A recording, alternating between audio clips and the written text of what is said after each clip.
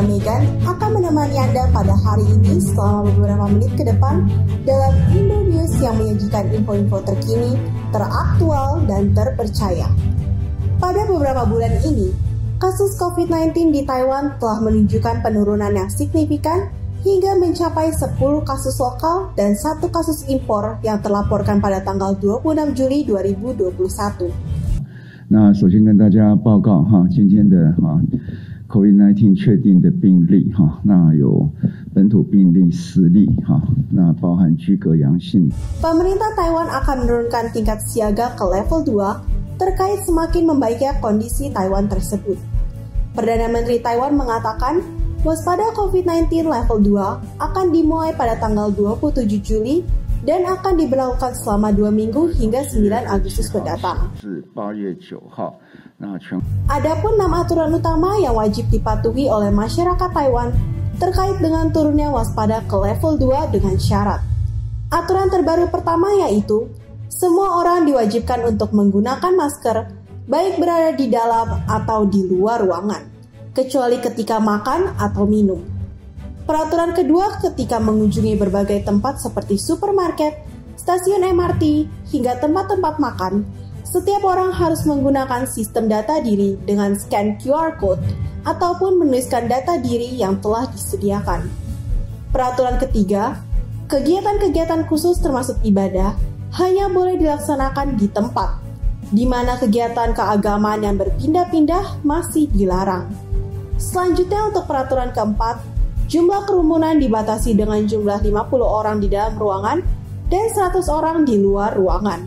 Aturan keempat tersebut diikuti dengan pembatasan sosial sebagai peraturan kelima dengan jarak sosial minimal 1,5 meter per orang di dalam ruangan dan minimal 1 meter di luar ruangan. Aturan utama yang terakhir menyangkut kegiatan makan di dalam ruangan atau yang lebih kita kenal dengan istilah dine-in. Wajib mengikuti protokol dari Kementerian Kesehatan Taiwan. Namun sayangnya, untuk aturan yang ke-6 tersebut tidak dapat dinikmati oleh masyarakat yang berdomisili di Taipei dan New Taipei City. Khusus 2 wilayah tersebut, dine-in masih dilarang dengan pertimbangan banyaknya jumlah kasus COVID-19 yang terjadi sebelumnya, mayoritas berasal dari 2 tempat tersebut. Adapun beberapa tempat yang dilarang untuk beroperasi seperti kolam renang, berbagai tempat rekreasi termasuk bar, karaoke, klub malam, video game arcade, kelas training, serta komunitas perkuliahan. Berita selanjutnya terkait dengan vaksinasi COVID-19, di mana semua warga negara Taiwan termasuk warga negara asing yang mempunyai ARC atau APRC dengan umur 18 tahun ke atas dapat mendaftar untuk vaksinasi secara gratis.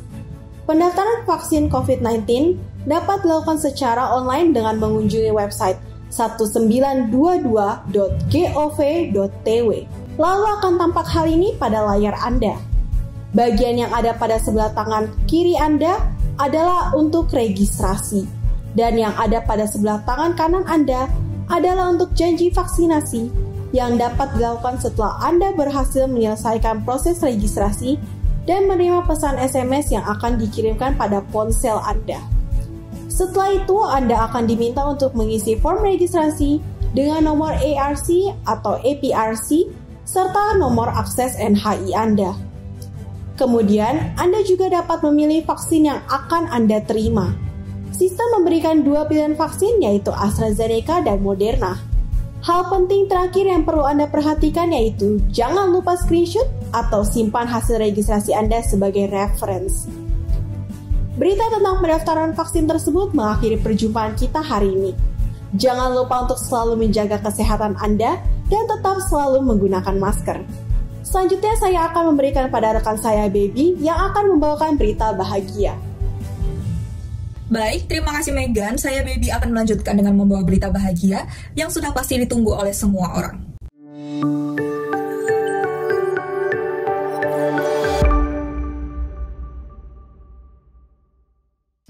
Hilangnya maskot manusia burung di Taipei Main Station yang telah berdiri selama 11 tahun.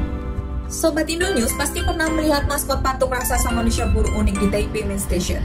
Dia sering menjadi penanda jalan dan titik pertemuan. Setelah 11 tahun berdiri, ia akan pergi terbang meninggalkan kita. Sebenarnya, siapakah dia? Apakah dia memiliki arti? Judul karya patung ini adalah Daydream atau Angan-Angan, dibuat oleh dua orang seniman, Joyce Ho dan Craig Quintero pada tahun 2009. Bentuknya yang merupakan kepala burung dengan badan anak kecil, melambangkan kepolosan masa muda yang membahagiakan. Patung ini adalah bentuk undangan untuk bermimpi dan tersenyum. Kehadiran patung ini diharapkan untuk dapat menghibur pengguna MRT. Pada bulan Juli 2021, kontrak maskot ini telah berakhir dan Joyce sebagai seniman dari maskot ini memutuskan untuk membiarkan manusia burung untuk pergi. Selamat tinggal manusia burung. Beralih ke topik selanjutnya, Cloud Gate Dance Studio memulai kelas online menari untuk keluarga dan anak-anak. Agar dapat membantu mereka membakar energi dari mulai yoga hingga tai chi.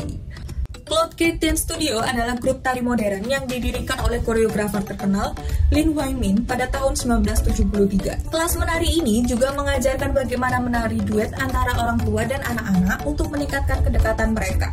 踢脚，一起来，一起来，扭一扭，画个圈圈，说声嗨。